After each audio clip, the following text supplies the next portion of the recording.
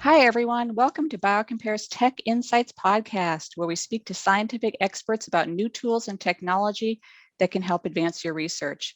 I'm Tamlin Oliver, Managing Editor of Biocompare. Today's guest is Mike Mao, Senior Director of Research and Development at RayBiotech. He's going to talk to us about protein biomarker identification and antibody arrays as biomarker screening tools. Thanks for joining us today, Mike.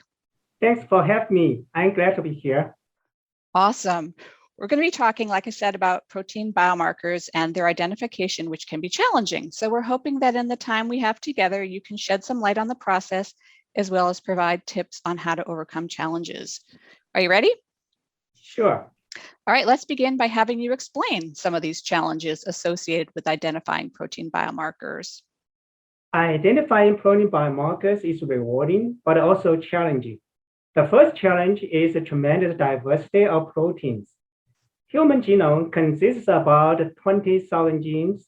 With alternative splicing and post-translational modifications, human proteome is estimated close to 1 million proteins. Finding the right protein biomarker is like finding the needle in the haystack. Meanwhile, the wide dynamic range of these proteins in biological samples can span 12 log in concentrations ranging from milligram to femtogram per milliliter. Since clinically relevant biomarkers are often present in the sub-picogram to sub-nanogram per milliliter range, it requires highly sensitive tools to find them. Okay, how do you suggest that researchers overcome these problems to maximize their chances of biomarker discovery? ELISA, the enzyme-linked immunoassay, is a gold standard for protein quantification at such low concentrations. However, traditional ELISA detects only a single analyte one time. It's time-consuming and impractical to measure hundreds of analytes by ELISA because it requires such a large volume of samples. Affinity-based antibody arrays are the ideal tools for biomarker discovery.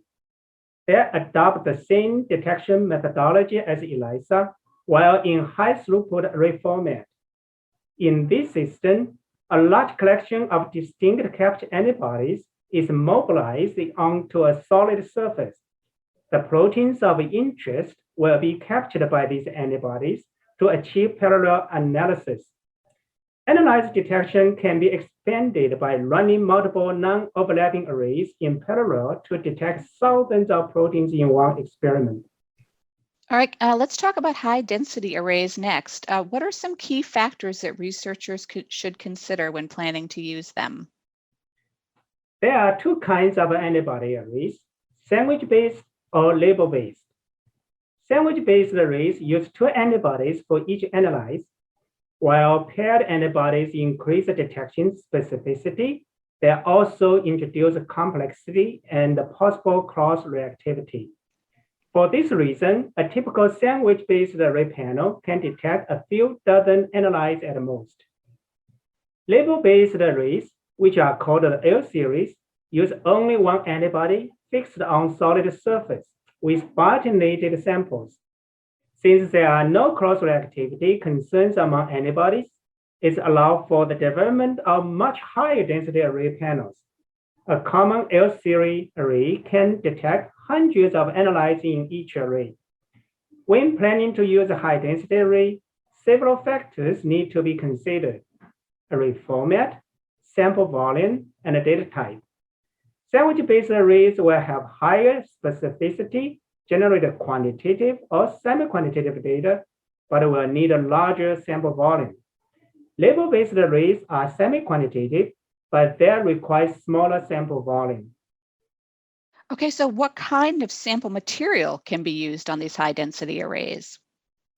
Researchers have used our arrays to process diverse of sample types, including serum, plasma, cell culture supernatant, cell or tissue lysate, tears, saliva, milk, urine, vitreous fluid, synovial fluid, and other body fluids. All right, a wide range of samples, clearly. Okay, so RayBiotech offers many different array products. What advice would you offer researchers to help them choose the right product for their particular study? There are a few considerations when planning an array experiment. First, how many analytes does the researcher need to detect? Second, does the research need quantitative or semi-quantitative data? Third, how much sample volume is available? We have hundreds of pre-made arrays in stock in a wide range of panel sizes from less than 10 to many thousands. Our array selection also covers 13 different species. If the researcher prefers to custom build their own analyze panel, they can choose from our library of 10,000 analytes.